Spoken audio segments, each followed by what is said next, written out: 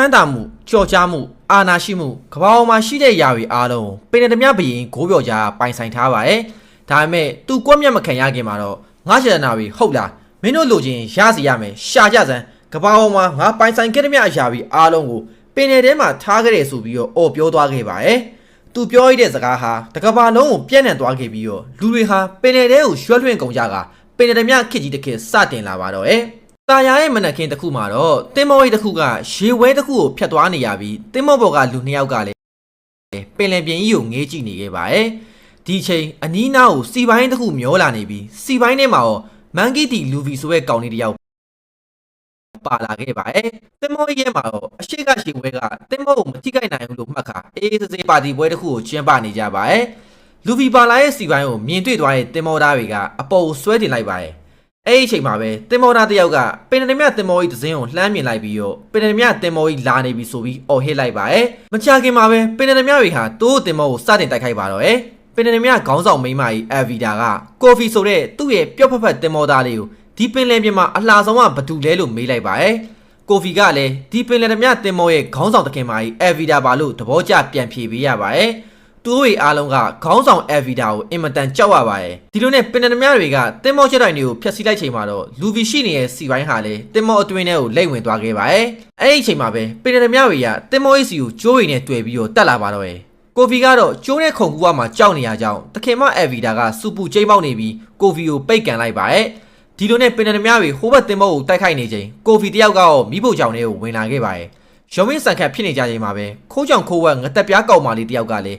ပင်လယ်သမျှတင်မောဘောကိုကျိုးနဲ့တွေ့တက်လာနေပါတယ်။တင်မောစီကိုခိုးဝင်မှုကြိုးစားရင်းမှာပင်လယ်သမျှနဲ့တက်တဲ့တိုးလို့အမှောက်တိတ်ပေးလိုက်ရပါတယ်ရဲ့။ကိုဖီကလူဗီရှိရဲ့စီပိုင်းကိုမိဖို့ကြောင်ထဲကနေလှိမ့်လာပြီးတော့တဲလာပါတယ်။ဒါပေမဲ့ပင်လယ်သမျှတွေနဲ့တိုးပြီးသူတို့ကစီပိုင်းကြီးကိုခွဲဖို့လုပ်ပါတော့ရဲ့။ဒီချိန်မှာပဲစီပိုင်းတွေကလူဗီထွက်ပေါ်လာခဲ့ပြီးပင်လယ်သမျှတွေလည်းလဲကျသွားခဲ့ပါတယ်။လူဗီကဘသူတွေလဲဘာတွေလဲမေးလိုက်တဲ့အချိန်မှာတော့ပင်လယ်သမျှတွေကမခံလေးစားလုပ်တယ်ဆိုပြီးတော့ဓာတ်နဲ့ပြေးခုတ်ပါတော့ရဲ့။ဒါပေမဲ့လူဗီရဲ့အရှောင်သိန်းတွေကြောင့်ဓာတ်တွေပဲကျိုးသွားခဲ့ရပြီးပင်သမျှတွေရဲ့လန့်ပြီးတော့ထွက်ပြေးသွားပါတယ်။ကိုဖီကတော့လူဗီကိုပင်သမျှတွေထပ်မရောက်လာခင်ဒုက္ခရောက်မှာမလို့အမြန်ပြေးခိုင်းနေပေမဲ့ဘာမှတက်ကီးမဆိုင်တဲ့လူဗီတယောက်ကတော့ဗိုက်စာရဲဆိုပြီးတော့စားစရာလိုက်ရှာနေခဲ့ပါတယ်။ဒီလိုနဲ့စတိုကန်တစ်ခုရဲ့ကိုရောက်လာခဲ့ကြပြီးတော့ကိုဖီကတော့ဒီနေရာဟာလူဗီအတွက်အလုံးစုံဆုံးပဲလို့ပြောနေခဲ့ပါတယ်။လူဗီလည်းစတိုကန်ရဲ့တစ်တီးတွေကိုစားနေရင်ကိုဖီအကြောင်းကိုမေးမြန်းလာပါတယ်။ကိုဖီရဲ့ပြောကြားချက်အရတနေ့သူငားများဖို့ကမ်းခြေကနေလှေတစည်းကိုစီးလာပေမဲ့တကယ်တမ်းမှာတော့ငားဖမ်းလီမဟုတ်ပဲနဲ့ပင်သမျှလှေဖြစ်နေခဲ့တာပါဒါနဲ့ပဲအဖမ်းခံလိုက်ရပြီး2နှစ်ကြာသည့်အထိပင်သမျှတင်မောပေါ်မှာခိုင်းပတ်လုပ်နေခဲ့ရပါလူဗီကထွက်ပြေးဖို့အကြံပေးပေမဲ့ကိုဖီကတော့ခေါင်းဆောင်အဗီတာကိုအလွန်ကြောက်တာကြောင့်မပြေးရဲခဲ့ပါဘူးတစ်ဖက်မှာလည်းပင်သမျှတွေကဟိုဘက်တင်မောပေါ်ကနေပစ္စည်းတွေကိုတင်နေကြချိန်ခိုးချောင်ခိုးဝက်ကောက်မလေးကလည်းပင်သမျှတွေရဲ့ပစ္စည်းတွေကိုပြန်လဲခိုးယူနေပါတယ်လူဗီကကိုဗီတို့ကြောက်တဲ့သူတွေကိုသဘောမကျကြောင်ပြောလာပါတယ်ကိုဖီကတော့လူဗီတို့စီပိုင်းနဲ့ဝင်ပြီးတာထွက်ပြေးဖို့တတိရှိခဲ့မယ်ဆိုသူလှုပ်ချင်တာတခုရှိကြောင်းပြောခဲ့ပါတယ်လူဖီကလည်းသူ့ရဲ့အိမ်မက်ကပင်သမျှဘရင်တယောက်ဖြစ်လာဖို့ပဲလို့ပြောလာပါတယ်အယောင်အံအားတင်သွားတဲ့ကိုဖီကပင်သမျှဆိုရင်အခြားဖွဲ့သားတွေရောဗမာလဲလို့မေးလာပါတယ်ပင်သမျှဘရင်ဖြစ်လာဖို့ဆိုပင်သမျှဘရင်ဂိုးပြော်ကြထားခဲ့တဲ့ One Piece ရတနာကိုရှာရမှာဖြစ်ပြီးတော့ One Piece ကိုတကဘာလုံးကပင်သမျှတွေရလဲရှာနေကြရပါဒါမဲ့လူဗီကတော့ဖြစ်နေတာတွေကိုဂယူးမဆိုင်ပဲနဲ့သူ့ရဲ့အိမ်မက်အကောင့်ထဲပေါ်လာဖို့တေဒီအထိတိုက်ပွဲဝင်သွားမှာဖြစ်ကြောင်းပြောလိုက်ပါတယ်ဒီစကားတွေကိုကြားလိုက်ရတဲ့ကိုဗီကသူ့မှာလည်းအိမ်မက်တစ်ခုရှိပြီးရေတက်ထဲဝင်ကပင်သမျှတွေကိုဖမ်းချင်တာဖြစ်ကြောင်းပြောလာပါတယ်ဒီလိုစကားတွေကောင်းနေကြတော့မှပဲတခင်မာကြီးအဗီဒါရောက်လာပါတော့တယ်ပင်သမျှတွေကလူဗီကိုဝိုင်းထားလိုက်ကြပြီးတော့အဗီဒါကကိုဗီကိုပင်နယ်ပြင်မှာဘသူအလှဆုံးလဲလို့ထပ်မေးလိုက်ပါတယ်ဘာမှမသိတဲ့လူဗီကတော့ဒီရုပ်ဆိုးဆိုးဖတ်တီမာကြီးကဘသူလဲလို့ပြောလိုက်ချိန်မှာတော့ကိုဗီရောပင်သမျှတွေပါထိတ်လန့်ကုန်ကြပါတယ်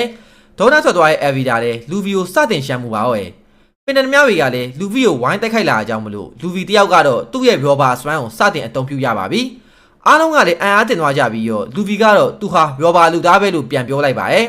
်အဗီဒါကနတ်ဆိုးတတီအစွမ်းကြောင့်ဆိုပါကိုရှိမ့်မိနေခဲ့ပြီးလူဗီကလည်းသူဟာဂုံမုံနိုမီဆိုရဲ့ရောဘာအတီးကိုစားထားကြောင်းပြန်ပြောလာပါတယ်နတ်ဆိုးအတီးတွေဟာရုံတန်းပုံမြင်တစ်ခုလိုဖြစ်နေခဲ့ပြီးတကယ်ရှိမှန်းဘယ်သူမှမသိခဲ့ကြပါဘူးအဗီဒါကလူဗီကိုပင်သမျှမုံဆိုးတယောက်လို့ထင်နေပေမဲ့လူဗီကတော့သူ့တဲ့ပင်သမျှပဲလို့ပြန်ဖြေလိုက်ပါတယ်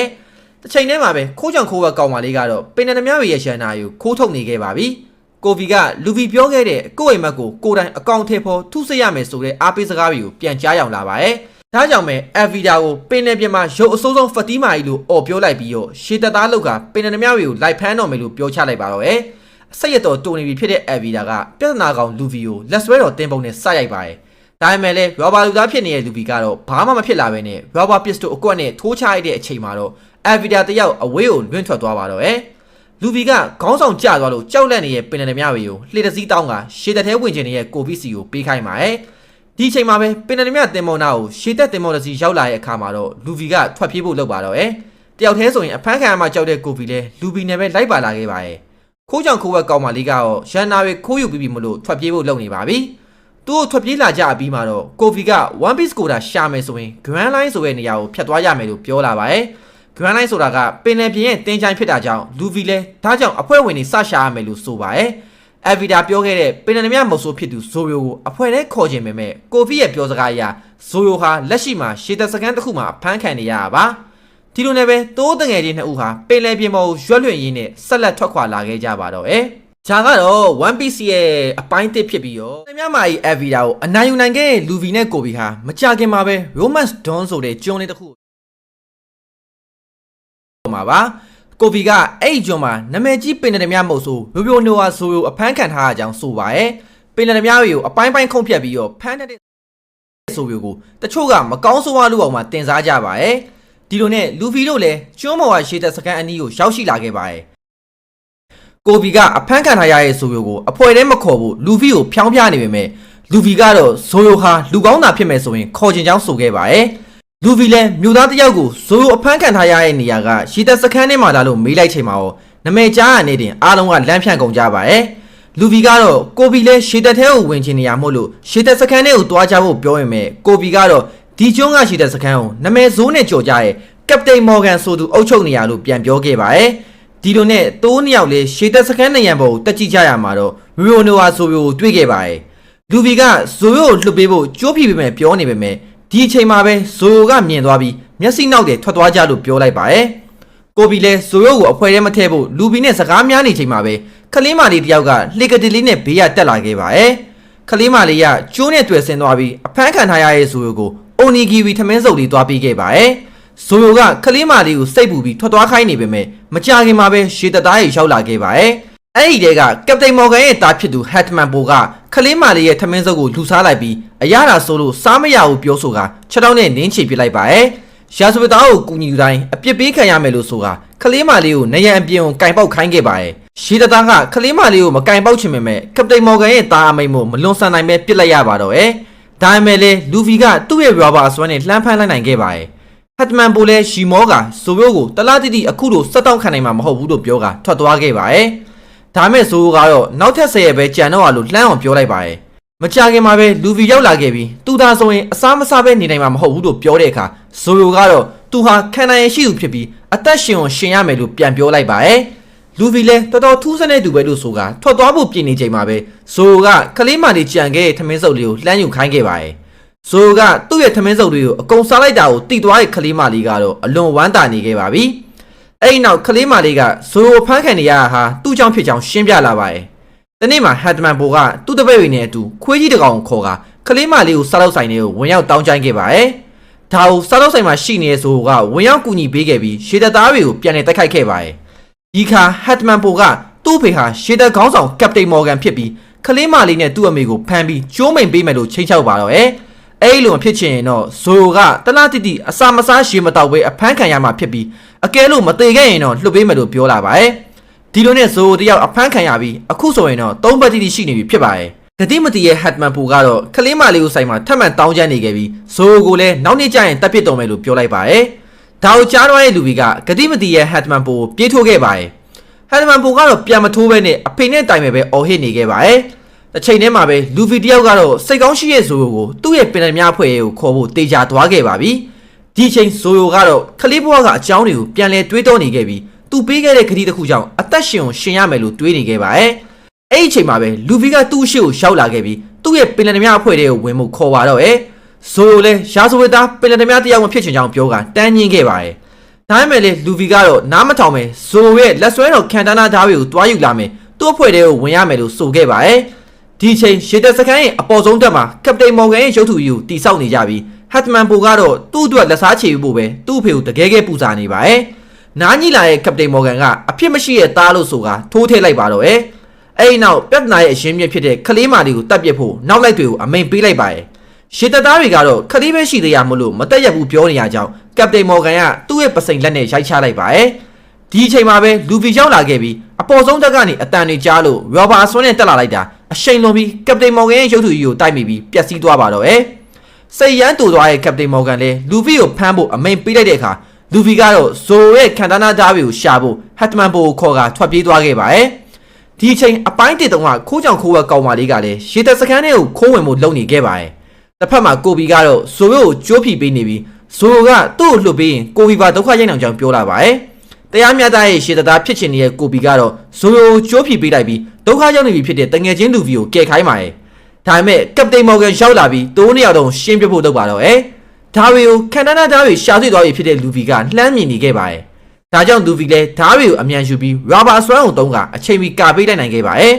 လူဗီရဲ့ခန္ဓာကိုယ်ဟာရာဘာဖြစ်နေရကြောင်းတနက်ကြည်စံတွေကထိုးမဖောက်နိုင်ပဲပြန်ကန်ထွက်ကုန်ပါရဲ့အားလုံးလည်းအံ့ဩသွားကြပြီးလူဗီကတော့တနေ့သူဟာပင်နမြဘရင်ဖြစ်လာမဲ့လူလို့ပြောလိုက်ပါတော့ရဲ့အဲ့နောက်ဇိုရဲ့ဓာတ်တွေကိုပြန်ပေးလိုက်ပြီးသူနဲ့သူဆက်တိုက်ပွဲဝင်မယ်ဆိုအစိုးရပုံကံသူဖြစ်သွားမယ်လို့ပြောခဲ့ပါရဲ့ဒီလိုနေရာမှာအသေးခံရမယ့်အတူတူပင်နမြပဲလုံးတော့မယ်လို့ဆုံးဖြတ်လိုက်တဲ့ဆိုလိုကတော့ဘာအောင်မှမမှုတော့ပဲလူဗီရဲ့ပထမအဆုံးတော့အဖွဲ့ဝင်ဖြစ်လာပါတော့ကပတိန်မော်ဂန်ကတော့လူဗီစွမ်းနေဟာနှဆိုးအတိကြောင့်ဆိုတာကိုသိနေခဲ့ပါတယ်လူဗီကတော့ဇိုရိုကိုကြိုးဖိပေးနေပါတယ်လူဗီဖြီမှာပဲကြိုးတွေကပို့ထုံးသွားခဲ့ပြီးတော့ရှေတသားတွေရောတနက်နဲ့ပြစ်မရပါမယ်ဓာတ်နဲ့ခုတ်မယ်ဆိုပြီးတော့ရှေတိုးလာကြပါပြီဒါပေမဲ့ရှေတသားတွေအားလုံးကိုဇိုရိုကအချိန်မီတားဆီးနိုင်ခဲ့ပြီးဇိုရိုလွတ်လာတာကိုသိသွားရဲ့ရှေတသားတွေလည်းထိတ်လန့်နေခဲ့ပါတယ်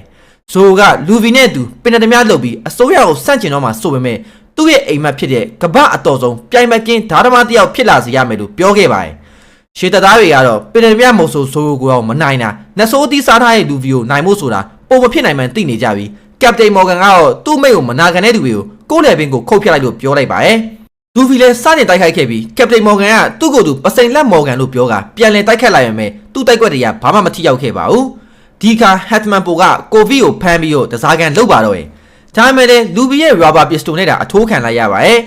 ဒေါ်ရီပွားနေတဲ့ကပတိန်မော်ဂန်ကလူဗီကိုပစိန်လက်နဲ့ခုတ်လိုက်ချိန်မှာပဲဇိုရိုဝင်ကာပေးလိုက်ပြီးကပတိန်တို့အမြဲအစင်သင့်ပဲလို့ဆိုကအမှောက်ချပေးလိုက်ပါတော့ရဲ့ကပတိန်မော်ဂန်ကြီးလဲကျသွားရဲ့ဆိုရင်ပဲရှေတသားတွေကလက်နက်ချပြီးသူ့ကိုလွတ်လပ်ပြီလို့ဆိုကပျော်ရွှင်ကုန်ကြပါရဲ့ဇိုရိုကတော့အဖမ်းခံရတဲ့တခြားလုံးဘာမှမစားထားရကြောင်းလဲကျသွားခဲ့ပါပြီဒီလိုဖြစ်နေချိန်ခိုးကြောင်ခိုးဝက်ကောင်မလေးကတော့ရှီတက်စကန်အခန်းတစ်ခုထဲမှာဂရန်လိုက်ရဲ့မြေပုံကိုရှာဖွေနေပါရဲ့အချိန်တော်ကြာရှာပြီးရဲ့အထိဂရန်လိုက်မြေပုံကိုမတွေ့ရတော့အကြောင်းပင်လယ်သမားကပတိန်ဘက်ကီယူသွားပြီဆိုတာကိုသဘောပေါက်သွားခဲ့ပါရဲ့